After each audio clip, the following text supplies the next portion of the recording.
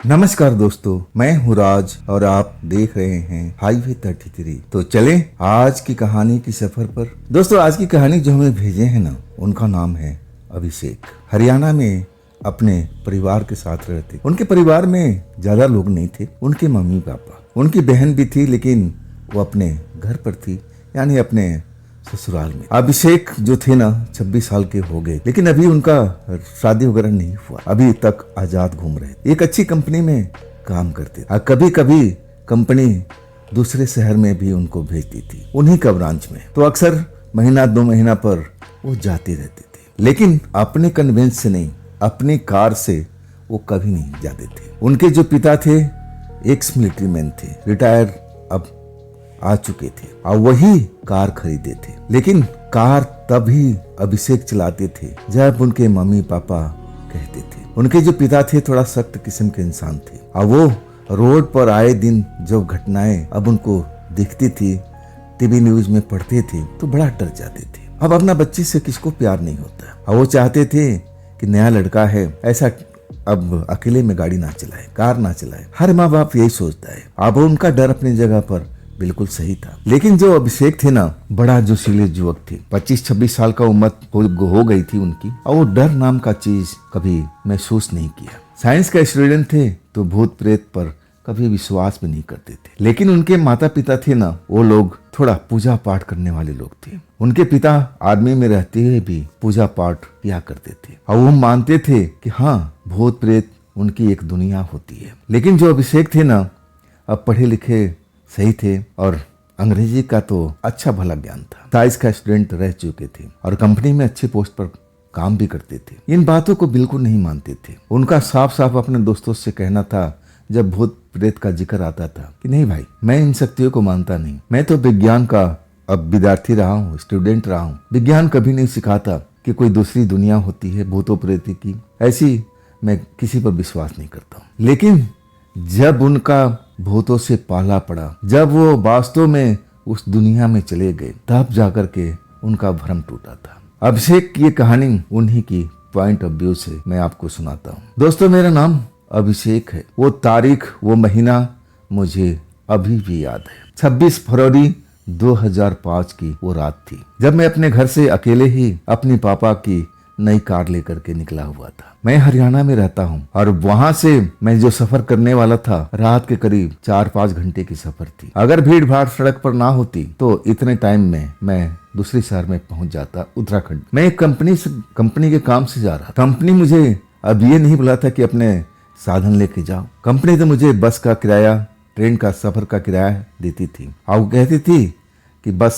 होशियारी से जाना, बिल्कुल आराम से जाना, कोई जल्दीबाजी मत करना। लेकिन मैं जोशीला युवक था, और मेरे मम्मी पापा जो थे कुछ दिनों के लिए एक रिश्तेदारी में गए हुए थे। घर में मैं अकेला था। कार की चाबी मेरे पास ही थी, तो मैं सोचा कि चलो, मम्मी पापा तो है नहीं। अब इस बात का मुझे अंदाजा भी था कि अभी जल्दी लौटने वाले नहीं है, तो क्यों ना मैं अपने पापा की नई कार लेके चलूं। बड़ा आनंद आएगा इस सफर में। और मैं अपना फैसला जो था, मैं काफी देर तक सोचता रहा कि क्या ये मैं सफर अकेले कर रहा हूँ कार से, क्या ये सही है।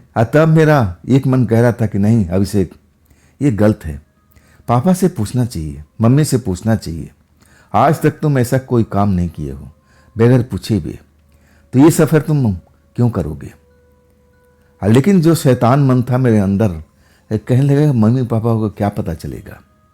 अरे चलो, ये तो एंजॉय का टाइम है, रात का सफर करेंगे और मस्ती में सुबह तक अब अपने मंजिल तक पहुंच जाएंगे, उत्तराखंड तक।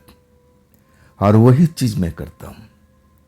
शाम के करीब मैं जब ऑफिस से आता हूं, तो तैयारी करना शुरू कर देता हूं। जो जो मुझे चीज की जरूरत है, मैं सब चीज अपने बैग में भर लेता हूं। अब फिर भोजन करता हूं, कुछ हल्का फुल्का, और कार पापा के निकाल करके चल पड़ता हूं। ना तो मुझे कोई रोकने, ना कोई टोकने वाला। ना तो मेरी अभी शादी हुई थी, ना घर में मम्मी पापा थे। बस मैं तो आज़ाद था, बिल्कुल बेफिक्र कार में बैठता हूँ, एक्सीलेटर दबाता हूँ, और कार का मज़ा अब लेने लगता हूँ। बहुत ही आनंद आ रहा था उस कार को चलाने में। एक तो नई कार, और ऊपर से रात का सफ़र। रात का कार ड्राइविंग या बाइक ड्राइविंग मुझे ज़्यादा ही पसंद था। अब मेरे पास में तो बाइकें थी, तो ज़्यादातर मैं बाइक ही सफ़र करता था। मैं अपने ऑफिस बाइक से ही आया जाया करता था। और आज नई कार हाथ में लगी थी, तो दिल तो कह रहा था कि जितना तेज़ी से दौड़ा सकूं, अब मजा लूं। और वही मैं कर रहा था। मुझे मालूम था कि मैं इस तरह से चलता रहूँगा तो सुबह के 5 बजे तक या उससे थोड़ा आगे पीछे ज़रूर पहुँच जाऊँगा। लेकिन जब आधा रास्ता मैं पार कर लेता हूँ, आधी रात से ऊपर का अब समय हो चुका है। शरीर में थकावट होने लगती है। मैं सोचता हूँ किसी ढाबे पर रुक करके थोड़ा देर आराम कर लिया जाए, थोड़ा चाय वगैरह पी लिया जाए, ताकि शरीर में जान आ जाए। अब फिर मैं वही करता हूँ, लेकिन ढाबा मुझे कोई दिखाई नहीं देता है। मैं सड़क पर कार दौड़ाते चलता जाता हूँ, और तब मुझे अब लंबी लंबी लाइन अब गाड़ियों की अब दिखाई देती है। जो भी गाड़ियाँ आती है अब पीछे पीछे लगती जाती है। मतलब सड़क पर कोई हादसा हो गया है। अब बहुत लंबा जाम मुझे अब नजर आ रहा था। मैं जाम में फंसना नहीं चाहता था। अभी मैं उस जाम की जगह पर भी अब थोड़ा पीछे ही था, लेकिन मुझे अनुमान लग चुका था कि आगे कुछ न कुछ तो हुआ है। अगर कोई ट्रक वगैरह रात में पलट गया होगा, फिर तो रात भर सड़क नहीं खुलेगी। अब मैं जाम में बिल्कुल फंसना नहीं चाहता था। मैं कार अपना साइड में कर लिया। मैं देखने लगा कार से उतर करके कि मामला क्या है। वो जाम तो बहुत लंबी दिखाई दे रही थी। कार में तो मुझे पता नहीं चल रहा था, लेकिन जब मैं कार साइड में रोका और उसके बाद देखने की कोशिश किया तो मुझे तो लाल बत्ती ही बत्ती नजर आ रही थी। काफ़ी लंबा जाम था। और तब मैं समझ गया कि हाँ, अगर इस जाम में फंसता हूँ ना, तो मैं अपने ऑफिस के काम में पहुँच नहीं पाऊँगा। मुझे अब कोई नया रास्ता चुनना चाहिए। हाँ, तब मैं दाएं बाएं देखने लगता हूँ कि कोई ऐसा सड़क जो आसपास से गुजर रही हो। अगर कोई मुझे सड़क मिल जाएगी तब तो मैं रास्ता जरूर ढूंढ लूँगा। मैं ऐसे ही इंसान था, जो सीला था। डर तो मेरे शरीर में था ही नहीं, और मैं भूत प्रेत से कभी देखा नहीं, कभी मिला नहीं, तो मैं इन शक्तियों से बिल्कुल डरता भी नहीं था। साइंस का स्टूडेंट था। आखिरकार मेरी मेहनत सफल हुई। मुझे एक सड़क गांव की साइड में जाती हुई दिख गई। अरे, जब सड़क है गांव में जा रही है तो और आगे भी जाएगी। थोड़ा मुझे घूम फिर करके अब सफ़र तो करना ही पड़ेगा। कोई न कोई सड़क फिर इस सड़क पर जा करके आगे मिलती होगी, या फिर कोई और रास्ता होगा, गांव वाले से पूछ लेंगे। ऐसा ही मैंने मन में अब निश्चित किया। और फिर उस अनदेखी सड़क पर, अनजानी सड़क पर मैं अपने कार को मोड़ देता हूँ। मैं जब उस सड़क पर चलने लगता हूँ ना, कुछ दूर तक आ जाता हूँ तो दोनों साइड में खेत ही खेत दिखाई दे रहे हैं। और वो सड़क कहाँ जा रही है मुझे जरा भी अंदाजा नहीं है। लेकिन मैं जो सीला जुड़क था, डर तो मेरे शरीर में था नहीं। मैं सोचा चलो अब सफ़र है तो अब पूरा ही किया जाए। कहीं न कहीं सड़क अलग जाके मिलती होगी। मैं कहीं न कहीं से ज़रूर अब अपने शहर की तरफ जहाँ मुझे जाना है मैं निकल ही लूँगा, लेकिन इस जाम में बिल्कुल नहीं फंसूंगा। आखिरकार ये गांव आता है। गांव के लोग बिल्कुल सोए हुए हैं। जब मेरी कार को आवारा कुत्ते देखते हैं, मेरे पीछे पीछे दौड़ने लगते हैं। ये तो मैं जानता ही था कि ऐसा अक्सर होता है। मेरे बाइक के पीछे शहर में जब आवारा कुत्ते दौड़ते थे तो ये तो गांव का इलाका है। अब वो कुत्ता काफ़ी देर तक हमारे कार के पीछे पीछे दौड़ते रहे। मैं तो सोचा था कि मैं रुकूंगा, कोई अगर जागता हुआ मिलेगा तो मैं उनसे पूछूंगा भी। मैं बताऊंगा कि मुझे कहाँ जाना है। अब कोई ना कोई रास्ता मुझे वो ज़रूर बता देंगे। लेकिन सारा काम आवारा कुत्तों ने खराब कर दिया। मैं उस गांव में रुक ही नहीं पाया। मैं उस गांव से अब आगे निकल चुका था। मैं मुड़ मुड़ करके उन आवारा कुत्तों को देख रहा था कि अभी हमारे कार के पीछे तो नहीं दौड़ रहे हैं। लेकिन दिल को तसल्ली मिली जब मैं देखा कि हाँ, अब हमारे कार के पीछे वो कुत्ता दौड़ नहीं रहे थे। मैं उस गांव से अब आगे निकल चुका था। आगे बस पतली सड़क मुझे दूर तक दिखाई दे रही थी। हाँ, मैं बिना सोचे समझे उस सड़क पर अपनी कार को दौड़ाता रहा। मुझे अब थोड़ा दिल में संदेह होने लगी थी कि कहीं मैं कोई गलत रास्ता तो नहीं पकड़ लिया।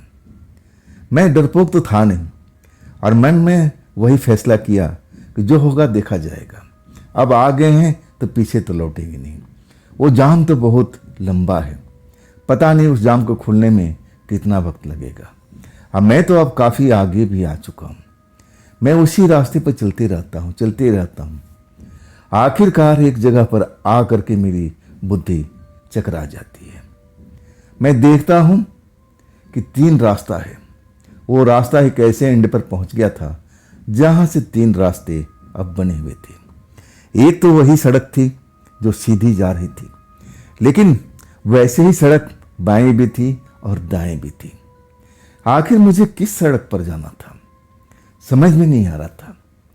मैं अब दाएं बाएं देखने लगा कि कोई घर, कोई मोहल्ला, कोई लोग मिल जाए ताकि मैं उनसे पूछ सकूं, लेकिन वहां कोई था ही नहीं। मैं कार से उतर गया, अंदाजा करने लगा कि मुझे जाना किधर है। मैं दूर सड़क को देखना चाहता था, हाईवे जो मैं छोड़ के चला आया था, लेकिन वो हाईवे मुझे नजर नहीं आ रहा था। इसका मतलब मैं काफी आगे अंदर तक आ गया था। आखिर वो हाईवे किधर है? मैं दिशा का अनुमान लगा नहीं पा रहा था। मुझे लगने लगा कि बाएं तो मुझे जाना नहीं है, बाएं तो और अंदर हम जाएंगे, सीधा जा सकते हैं या फिर दाहिने मुड़ सकते हैं, लेकिन ये सीधा रास्ता मुझे कहाँ लेके जाएगा? मुझे लगने लगा कि हाँ, ये दाएं रास्ता जो है ना, शायद अब हाईवे पर लेके जाता हूँ। मन में वही आइडिया करता हूँ और फिर फैसला कर लेता हूँ कि चलो अब दाएं वाला रास्ते पर चलते हैं, शायद ये हाईवे तक पहुंचाते। और मैं कार को दाएं वाले रास्ते पर मोड़ लेता हूँ। चलते रहता हूँ। आसपास में बिल्कुल एकदम खाली जगह थी, निर्जन इलाका था। खेती खेत, पेड़ पौधे, ऐसा ही झुरमुट जंगल जैसा दिखाई दे रहा था। मैं डर नहीं रहा था, मैं डरपोक नहीं था। मैं कार चलाते हुए हेडलाइट की रोशनी में, जो दूर तक नई कार थी और अच्छी रोशनी थी, अचानक वो सड़क कुछ दूर चलने के बाद अब उसका एंड आ चुका था। ऐसा एंड आएगा मैंने कभी सोचा ही नहीं था। अब आगे सड़क ही नहीं थी। ऐसा कैसे भला हो सकता है जहां पर कोई बस्ती नहीं, अब वो सड़क आकर के अब एक निर्जन इलाके में रुक जाती है? ऐसा संभव ही नहीं हो सकता है। जरूर कोई ना कोई रास्ता होगा। मैं कार से उतरता हूं, आसपास में देखने लगता हूं, और तब मुझे कुछ सूझता नहीं है। अंधेरा ही अंधेरा, कार की जहां तक रोशनी जा रही थी, सीधी रोशनी, और तब मैं देख रहा था। अचानक मुझे कुछ जैसी लोगों की बातचीत, जैसे कुछ आवाज सुनाई देने लगी। मैं उस तरफ देखने लगा। तब मैं देखता हूं कि एक पेड़ है, बड़ा सा पेड़, शायद कोई बरगद या ऐसा ही कोई पेड़ होगा। वहां पर कुछ लोग जमा हैं। वहां पर आग जल रही है, क्योंकि अभी फरवरी का एंड था। अभी हवा में ठंडक थी, अभी ठंड का एहसास हो रहा था। जब मैं गाड़ी से उतरा था तो मुझे भी ठंड लग रहा था। मुझे लगा कि यार ये आग जल रही है, यहाँ कुछ लोग भी हैं, तो चल के पता कर लेती हूँ कि आखिर मैं जाऊं तो किधर से जाऊं, सड़क मुझे कहाँ हाईवे पर ले जाएगी, ये रास्ता यहाँ पर बंद क्यों है।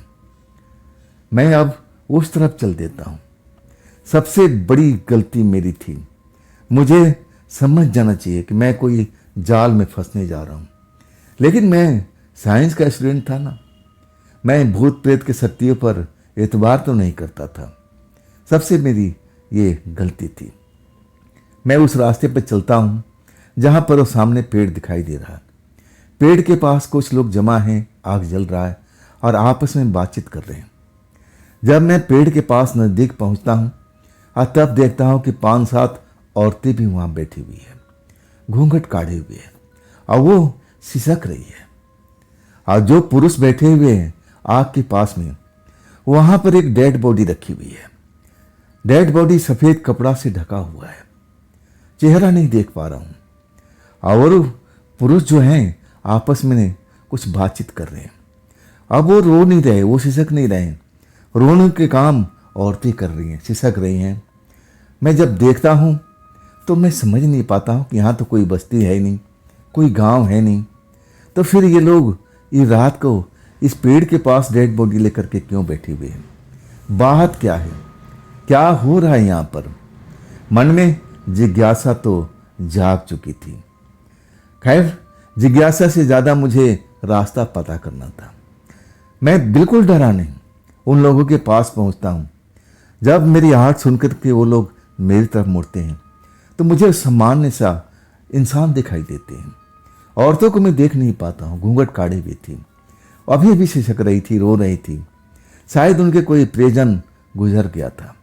जो मैं सामने देख रहा था सफ़ेद कफन उड़ाया हुआ था, बिल्कुल शांत पड़ा हुआ था। दुख तो जरूर हुई, लेकिन मैं अब कर क्या सकता था? तब मैं उन लोगों से पूछता हूँ कि देखिए माफ़ कीजिएगा, मुझे ऐसे वक्त में तो आना नहीं चाहिए, लेकिन मेरी मजबूरी है, मैं रास्ता भटक गया हूँ। मैं हाईवे से निकला था, उधर जाम पड़ा था। पूरी कहानी अब शॉर्ट में बता देता हूँ। आप लोग रास्ता बता दीजिए कि जाना कहाँ है, किधर से मैं निकलूँ? ये रास्ता तो यहीं पर एंड हो गया है।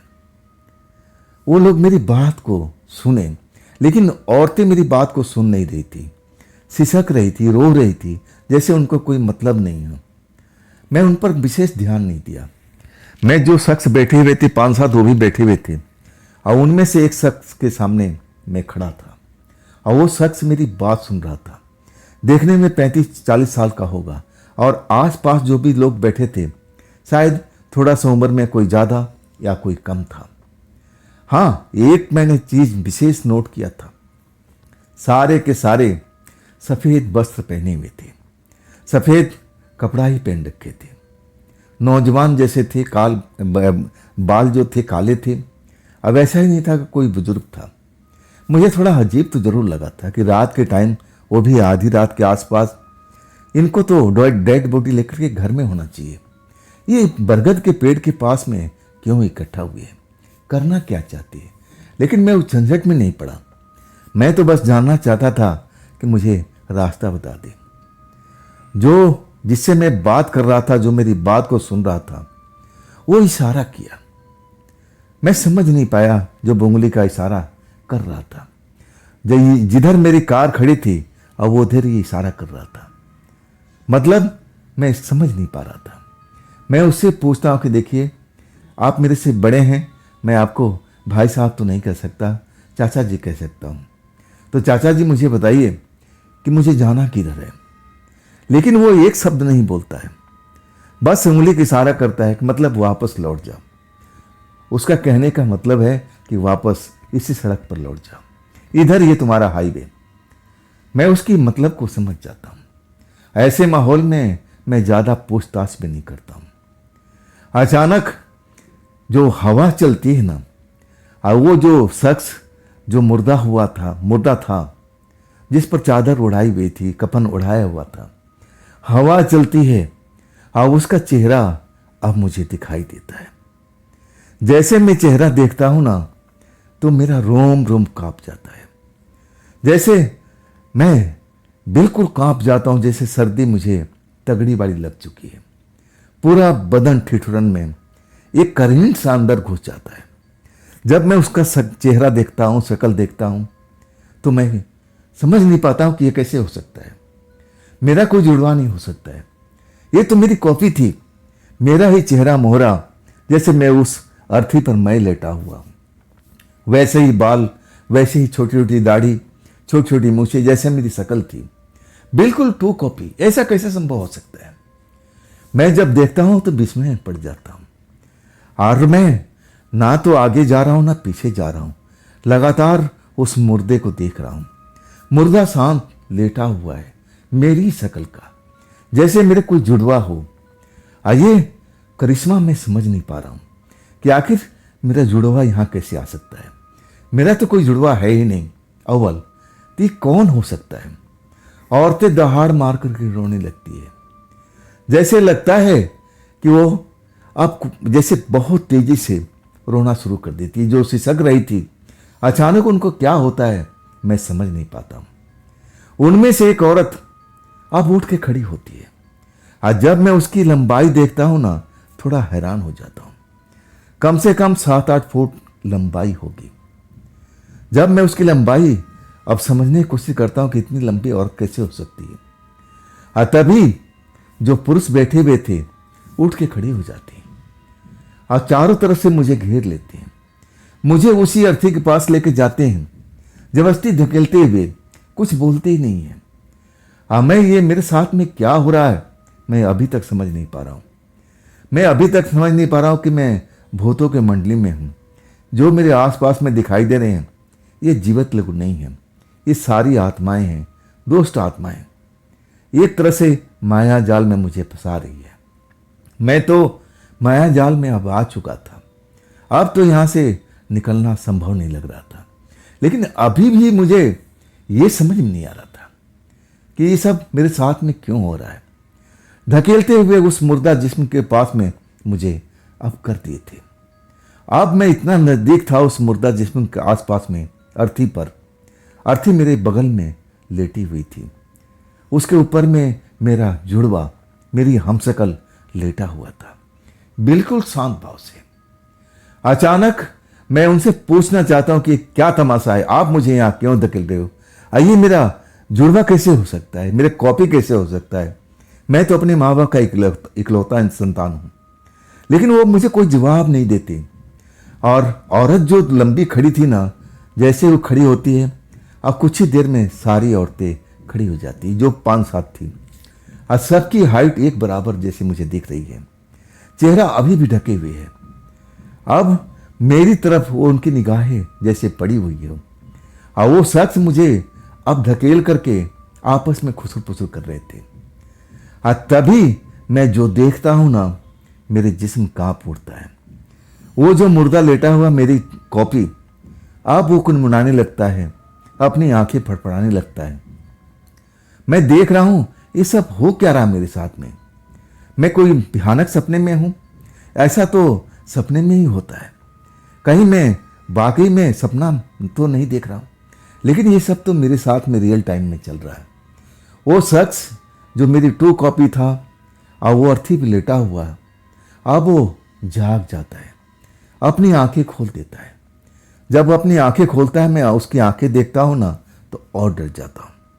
मैं देखता हूं उसकी लाल लाल आंखें हैं और अचानक मेरी हाथ पकड़ लेता है, जोर से खींचता है और मैं धड़ाम से उसके ऊपर में गिरता हूं।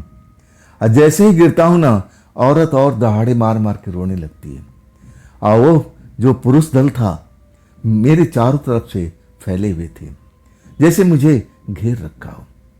मैं अपने आप को जल्दी से उठाता हूं और बिना सोचे समझे जो सामने औरत खड़ी थी उसको धक्का दे करके भागता हूं। और वो तो जैसे हमारे पीछे ही लग चुके थे, मेरे पीछे दौड़ती जा रहे थे। अब मैं खरगोश की तरह कुलाचे भरता हुआ हिरन की तरह दौड़ते हुए अपने कार तक पहुंचता हूं। आनंद फानंद में कार को बैक करता हूं। जब तक बैक करता हूं तब तक वो लोग पहुंच चुके थे।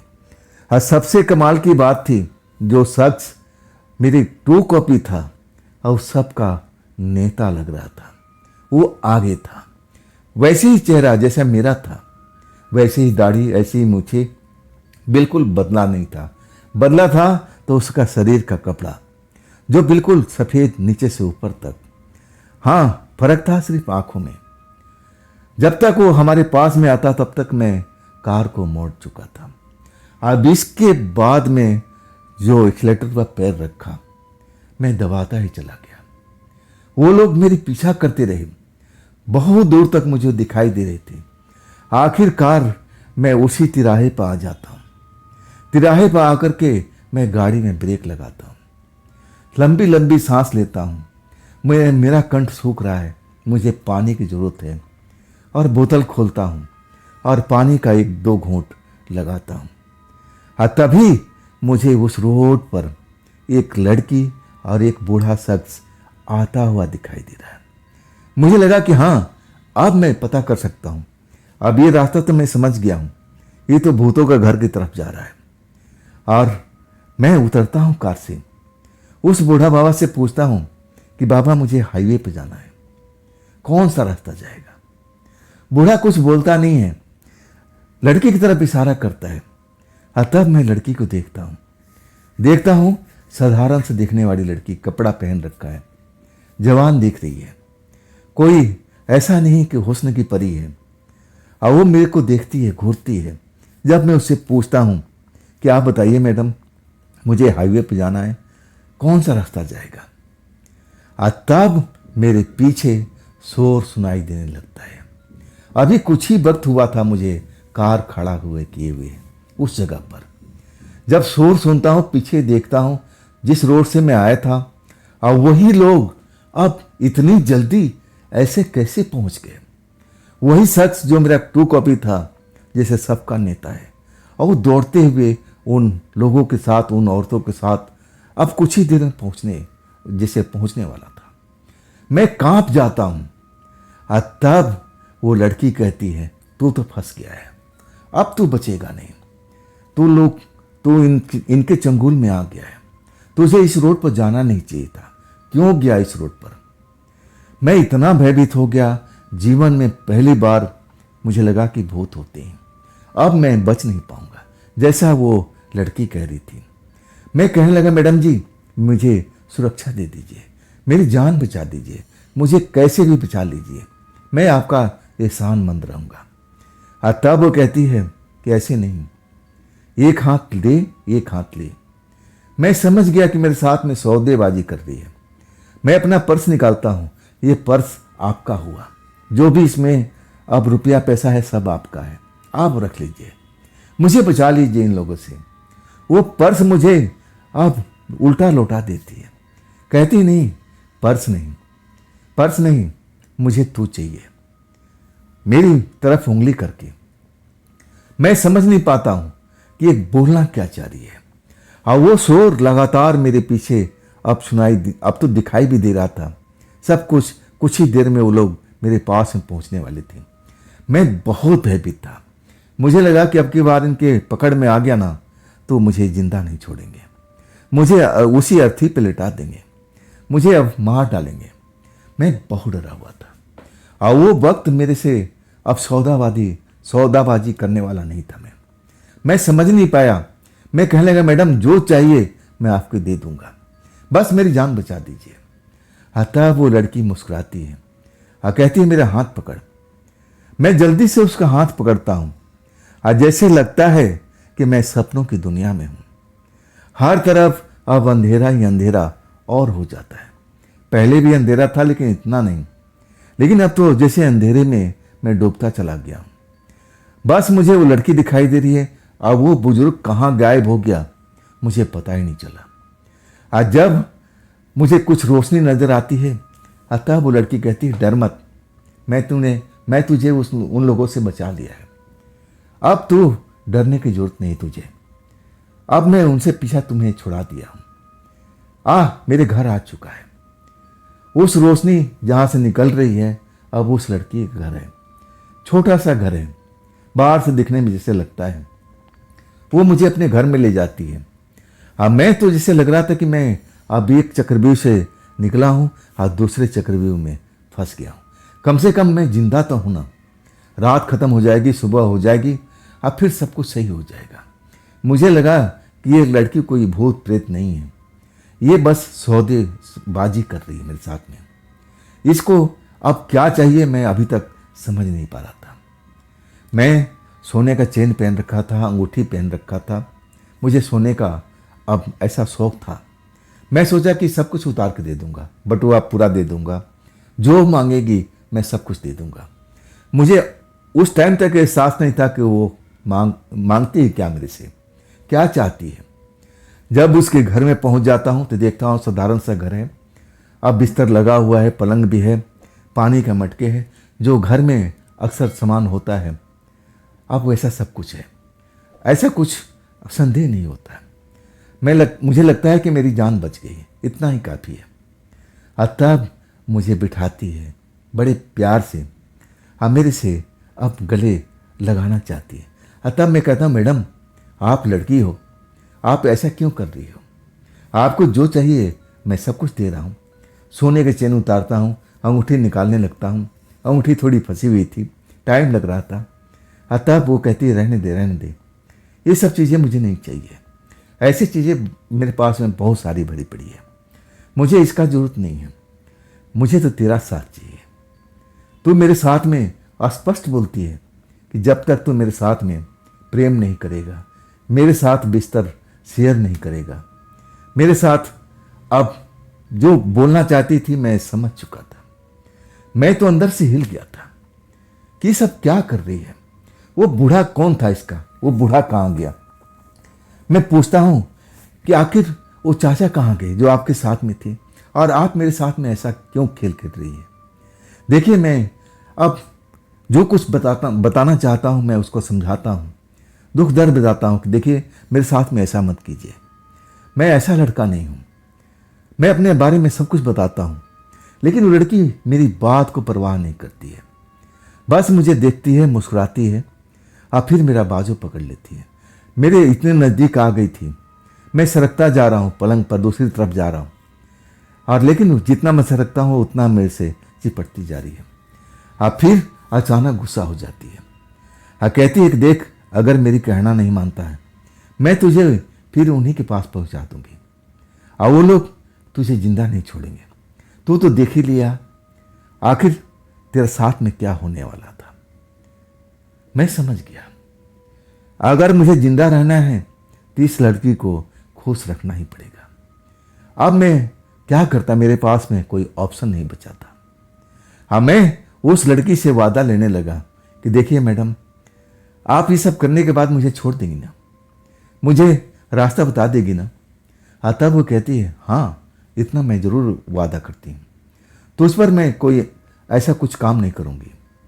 मैं तुझे सुरक्षित उस हाईवे तक पहुँचा दूँगी जहाँ तू जाना चाहता है, लेकिन मेरा मतलब हल होने के बाद में। अब इसके बाद वही जो चाहती थी मुझे करना पड़ता है, मजबूरी में।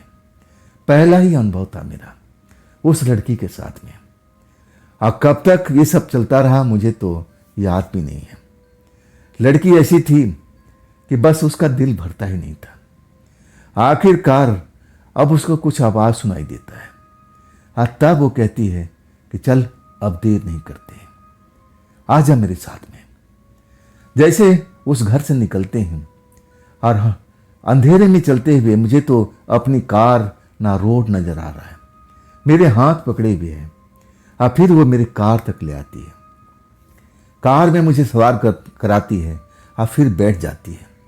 फिर कहती है कि चल मैं तुझे रास्ता बता रही हूँ।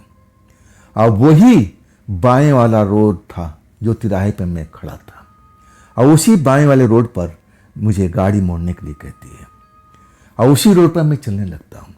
मैं बार बार उस लड़की की तरफ मेरे बगल में बैठी है कि आखिर ये लड़की, इसको इतनी, मैं सोचने की कोशिश करता हूँ, समझने की कोशिश करता हूँ, आखिर इसका ये जो साथ में था कोई पिता था या कोई रिश्तेदार था, वो कहाँ चला गया? मैं अभी तक उसको एक साधारण सी लड़की समझ रहा था, लेकिन वो साधारण सी लड़की नहीं थी। तब मुझे एहसास हुआ जब मुझे हाईवे नजर आने लगा। जैसे ही हाईवे नजर आया मेरी जान में जान आई। अब तो रोड पर ट्रैफिक चलती हुई दिखाई दे रही थी। मैं कहाँ किस जगह हाईवे पर अब मिलने वाला था उस हाईवे से, मुझे बिल्कुल भी अंदाजा नहीं था। बस खुशी इस बात की थी कि चलो मैं सही सलामत हूँ और उसी हाईवे पर मैं दोबारा आने वाला हूँ। जब हाईवे बिल्कुल नज़दीक आ जाता है तब वो लड़की कहती है कि गाड़ी रोको, गाड़ी रोको। मैं गाड़ी रोक देता हूँ। तब मुझसे लिपट जाती है, कहती है कि तू बहुत प्यारा इंसान है, तुझसे मिलकर के मुझे बहुत ही आनंद आया। मैं उसको देखता रहता हूँ, आखिर ये है क्या भला? मुझे अभी तक ऐसा कुछ अंदाजा नहीं लगा था कि वो एक प्रेत आत्मा है, कोई भूत है, कोई प्रेत है। मुझे तो लगा कि ये एक साधारण सी दिखने वाली लड़की है, हाड़ मांस की बनी हुई, इसके अंदर में दिल धड़क रहा है। मैं अभी तक यही समझ रहा था। वो कार से उतरती है, तब तक मैं उसको देखता रहता हूँ। अचानक जब हवा में गायब हो जाती है ना, तब मेरे होश उड़ जाते हैं। इतना मैं भयभीत हो जाता हूँ कि आखिर ये भी वही निकली। तब मुझे खेल धीरे धीरे समझ में आ गया। लड़की के गायब होने के बाद ये बात मुझे समझ में आई थी कि मैं जिस चक्रव्यूह में फंसा हुआ था, सबकी नेता यही लड़की थी। सब ये इसी का किया कराया था। जो भी वहाँ पर हो रहा था सब इसकी इच्छा थी। इसी की इच्छा के अनुसार ये लड़की मुझे पाना चाहती थी, अपनी भूख को मिटाना चाहती थी। तब ये मेरे साथ में अब ये सब खेल कर रही थी। आखिरकार जब मैं बात समझता हूँ ना, तो मेरे होश उड़ जाते हैं। अब तो मैं हाईवे के करीब पहुँच गया था और फिर एक्सीलेटर पर पैर जमा देता हूँ। हाईवे पर जब पहुँच जाता हूँ, तब मुझे लगता है कि मुझे नई जिंदगी मिली है। चलो, मैं जिंदा तो हूँ ना, कम से कम अब मैं सड़क पर तो आ गया, उस जगह पर तो नहीं हूँ, मैं मरा तो नहीं हूँ। इसी बात की मुझे तसल्ली होती है। अब फिर उस हाईवे पर चलने लगता हूँ। आखिरकार मैं अपने मंजिल तक पहुँच जाता हूँ बिना रुके हुए। जब मैं वहाँ पहुँच जाता हूँ जिस काम के लिए आया हूँ, अब वो काम मैं अपना ध्यान देता हूँ। रात मुझे अब वहीं पर रुकना था। मैं होटल में रुका हुआ हूँ। अब यही सब बातों में अपना गहन विचार कर रहा हूँ। ये सब मैं तो मानता नहीं था। मुझे तो भूत प्रेत पर जरा भी यकीन नहीं था। लेकिन ये सब मेरे साथ में ऐसा खेल क्यों हुआ? क्या मैं गलत रास्ते पर आ गया था? इसी वजह से उस रास्ते पर प्रेतात्माएं थी, मुझे उस रास्ते पर नहीं जाना था। तब मुझे अब वही सब डर सता रहा था कि चलो जो हो गया, अब मैं कभी भी ऐसे गलत रास्ते का चुनाव नहीं करूंगा। अब तो मेरी जान बच गई थी।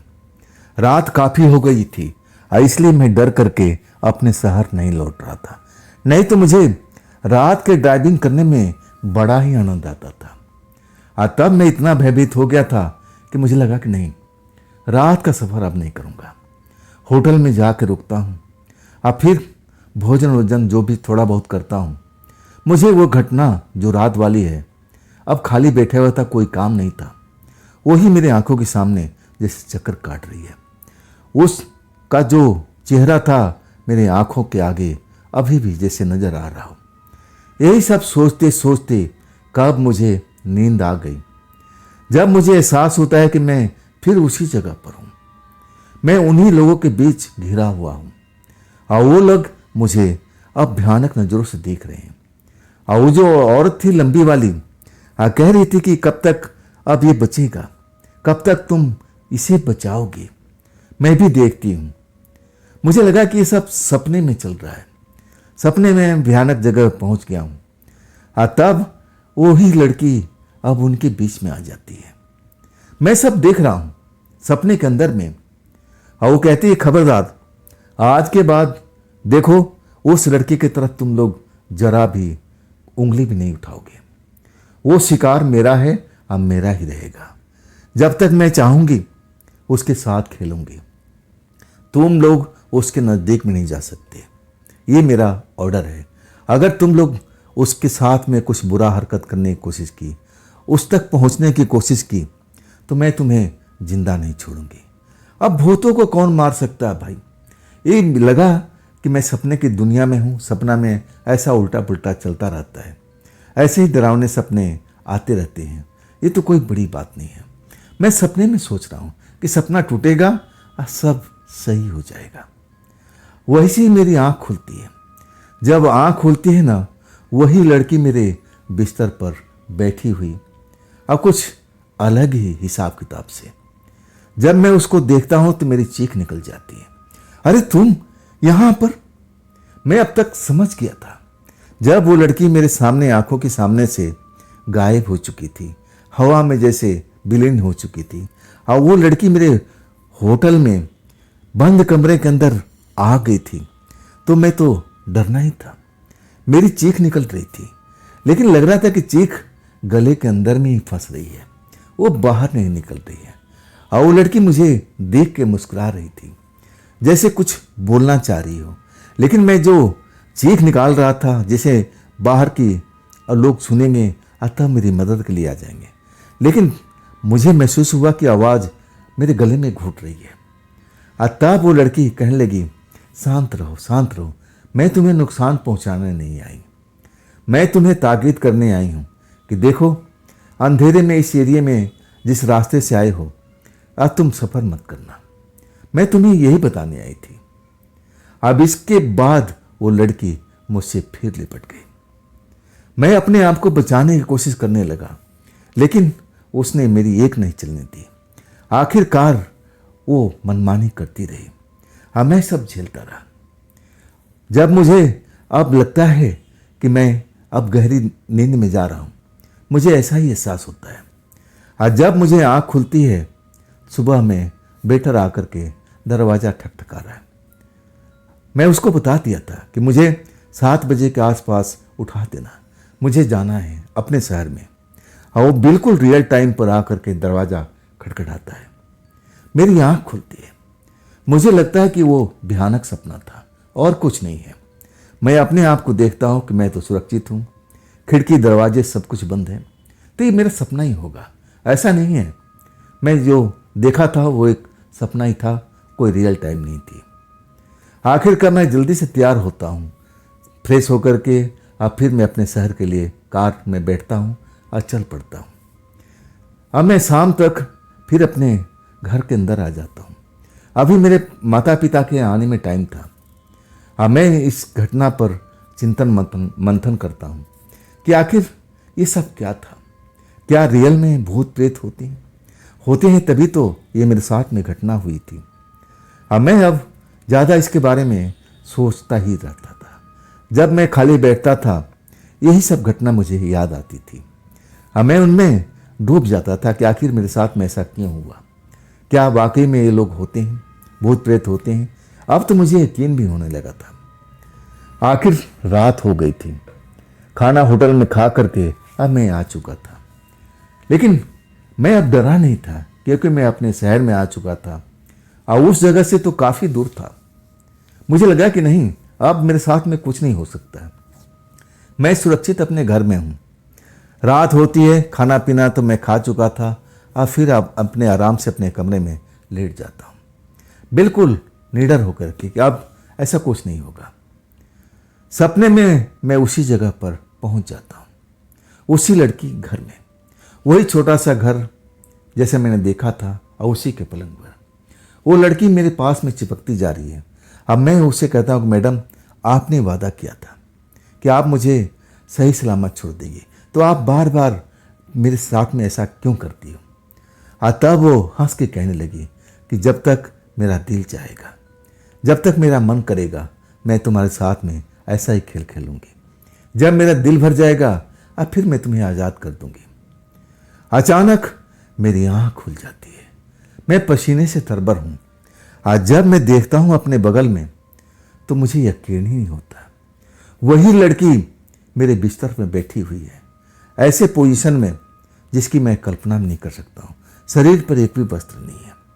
अब मैं जब उसको देखता हूँ ना, मैं इतना डर जाता हूँ कि मैं बेहोशी हो जाता हूँ। और इसके बाद मुझे अजीब अजीब तरह के सपने आने शुरू हो जाते हैं, जैसे मैं मर चुका हूँ। मैं उसी बरगद के पेड़ के पास में हूँ और वो मुर्दा जिस्म मेरा ही है, और वहाँ पर औरतें दहाड़ी मार मार के रो रही है। सब कुछ मुझे ख्वाब में नजर आ रहा है, जैसे को ख्वाब ना होकर के रियल टाइम हो। आखिरकार मुझे जब होश आता है ना, तब तक सुबह हो चुकी होती है। खिड़की से धूप छन करके आ रही है। मैं सुबह जब जागता हूँ ना, मुझे यकीन नहीं होता। मुझे लगता है कि मैं अब उन्हीं चंगुल में फंसा हुआ, अभी मैं निकल नहीं सका हूँ। मैं डर जाता हूँ, उठता हूँ और तब देखता हूँ कि नहीं, मैं अपने घर में हूँ, सही सलामत हूँ, लेकिन मेरे जिस्म पर एक भी कपड़ा नहीं है। और तब मैं समझता हूँ कि सब मेरे साथ में जो हुआ है वो सब रियल टाइम में हुआ है। वो लड़की मेरे बिस्तर पर थी। अब मैं बहुत खौफ में भर जाता हूँ। तब मैं समझता हूँ कि मुझे अब किसी की मदद की जरूरत पड़ेगी, और वो मदद करने वाला एक इंसान है जो मेरे ऑफिस में काम करता था। वो थोड़ा धार्मिक प्रवृत्ति का, हमारे ही ऑफिस का ऑफिस बॉय था। उम्र ज़्यादा थी, मैं उसको चाचा कह के बुलाता था। मैं अपने ऑफिस जाता हूँ और फिर मैं उससे अपनी घटना का जिक्र करता हूँ। मेरी बात को सुनता है और तब कहता है, साहब आप तो बड़ी मुसीबत में फंस गए हो, इसमें से निकालना इतना आसान नहीं है। लेकिन मैं ऐसे एक बाबा को जानता हूँ जो ये काम कर सकते हैं, कुछ पैसे तो खर्च करने होंगे। तब मैं बोलता हूँ कि पैसे की चिंता मत करो, मुझे उनसे लेकर के मिलवाओ और जो भी समस्या है उसको ख़त्म कराओ। और तब कहता है कि शाम को ऑफिस के छुट्टी होने के बाद, रात का नाम लेते ही मैं डर जाता हूँ कि नहीं नहीं, मैं ऑफिस में बात कर लेता हूँ, हम कोई ना कोई बहाना बना लेंगे। और तब कहता है कि ठीक है साहब, मैं अपने सीनियर से जाके मिलता हूँ, कोई बहाना करता हूँ और साथ में उसको लेके जाता हूँ, मुझे छुट्टी मिल जाती है। मैं अब उसको लेकर के उसके बताए हुए रास्ते पर, मैं कार नहीं चला रहा था, बाइक था, और मैं बाइक पर बिठा करके और उसको बताए हुए जगह पर जाता हूँ। वो शख्स मुझे मिल जाते हैं, देखने में साधारण से, ऐसे कोई अब साधु के भेष में नहीं, कोई कंठी माला नहीं, ना ऐसा कोई गेरुआ वस्त्र, साधारण से देखने वाला इंसान। हाँ, सर के बाल बिल्कुल छोटे छोटे थे। मेरी बात को सुनते हैं पूरा गहराई से, और तब कहते हैं कि समस्या गंभीर है, लेकिन जब तुम मेरे पास में आए हो तो मैं इसका निदान कर दूंगा। क्या तुम्हारा फोटो है, अभी है तुम्हारे जेब में? मेरे बटुए में एक आध फोटो जरूर पड़ी रहती थी, कभी कभी मेरे ऑफिस में जरूर पड़ जाता था। तो मुझे याद आ गया, मैं कहने लगा, हाँ मेरा फोटो है, लाओ निकालो मुझे दो। मैं फोटो दे देता हूँ, फोटो मेरे चेहरे से मिलान करते हैं और फिर हामी भरते हैं, कहते हैं ठीक है अब तुम जा सकते हो। मैं आश्चर्य से देखने लगता हूँ कि मेरे फोटो से क्या करेंगे। और तब वो ऑफिस बॉय जिसको मैं चाचा कहता था कि साहब खर्चे के लिए इनको कुछ रुपया दे दीजिए और तभी ये काम करेंगे, ये कोई से किसी से पैसा नहीं मांगते। मैं जानता हूँ उनके स्वभाव को। मैं धीरे से बोलता हूँ कितना दे दूँ, और तब एक रकम बताता है कि आप इतना दे दीजिए, और आपका काम उन्होंने हाँ भर दिया है तो कर ही देंगे। मैं उतनी रकम दे देता हूँ और फिर हम लौट आते हैं। मैं उस चाचा से पूछता हूँ कि अब तो मेरा काम हो जाएगा ना? और तब कहते हैं कि आप डरो मत, सब आपका दुख दर्द खत्म हो गया, अब उन्होंने हाँ भर दिया ना। और तब मैं पूछता हूँ क्या वो फोटो से काम कर लेते हैं? और तब वो कहते हैं कि हाँ ऐसे ही है वो। हम अपने ऑफिस आ जाते हैं, फिर अपने काम में जुट जाते हैं। शाम होती है और फिर मेरी छुट्टी होती है और फिर हम अपने घर आ जाते हैं। रात होती है ना, बाकी मुझे डर लगने लगता है कि अब क्या होगा, अब क्या होगा, क्या वो लड़की फिर मेरे पास में आएगी। खाना खाने के बाद वैसे तो भूख नहीं लग रही थी, लेकिन शरीर को अब ईंधन की जरूरत भी पड़ती है ना। थोड़ा बहुत खा करके अब मैं डरी हुई हालत में अपने बिस्तर पर लेटता हूँ। अब पहली बार मुझे एहसास हुआ कि घर में माँ बाप कितने महत्वपूर्ण होते। अगर मेरे माँ बाप यहाँ पर होते तो मैं डरता नहीं, मैं उनसे कुछ बात नहीं छिपाता, सब कुछ उनको समझाता। पहली बार उनकी कमी मुझे खल रही थी, और यही सब चिंता करते करते कब मैं लेट गया। जब मेरी आँख खुली ना तो सुबह हो चुकी थी। ऐसा कोई सपना मुझे नहीं आया था, मैं चैन का नींद सोया था। और इसके बाद मैं ऑफिस जाने के लिए तैयार होता हूँ। जब मैं ऑफिस पहुँचता हूँ सबसे पहले मैं उस चाचा से मिलता हूँ। चाचा से पूछता हूँ कि मेरा काम हो गया होगा। और तब वो कहता है हंस कर कि हाँ अब बताओ रात का अनुभव, कुछ आपको महसूस हुआ? मैं कहने लगा नहीं, मैं कब सो गया, जब मेरी आँख खुली तो सुबह ही हो चुका था। और तब वो मुस्कुरा के कहने लगे आपका काम हो चुका है। वाकई में वो जो बाबा ने किए थे, मेरे ऊपर एहसान किए थे। मैं इतना डरा हुआ था, मुझे तो रात होते ही अब डर लगने लगता था कि आज मेरे साथ में फिर वही होगा, ऐसा ही होगा। मैं डर जाता था। पहली बार मुझे सुकून मिला था, और इसके बाद कुछ दिनों के बाद मैं बड़ा चैन से सोया था। मुझे अब डर नहीं लग रहा था। मुझे यकीन हो गया था कि बाबा जी ने काम कर दिया है। अब इसके बाद मेरे परिवार आ जाते हैं, माँ बाप आ जाते हैं, लेकिन मैं ये घटना को उनको शेयर नहीं करता हूँ।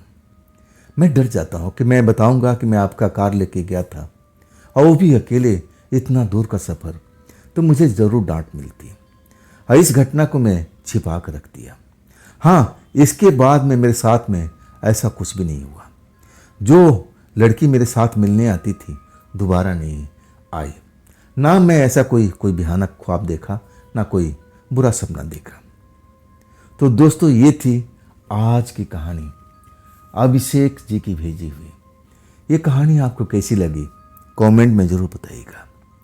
और दोस्तों, अगर आपके पास भी ऐसी कोई घटना आपके साथ घटी है, आपके दोस्तों के साथ में घटी है, तो आप मुझे ज़रूर बताइएगा मेरे इंस्टाग्राम अकाउंट पर, या मेरे व्हाट्सएप नंबर पर, या फिर मेरी मेल आईडी पर। दोस्तों, ये भी चैनल आप ही का है, तो इसको भी अपना प्यार दीजिए, लाइक कीजिए, सब्सक्राइब कीजिए, अपने दोस्तों को शेयर कीजिए। और फिर हम मिलते हैं कल की रात एक ऐसे ही रोमांचक घटना के साथ में। आप लोग अपना ख्याल रखिएगा। नमस्कार।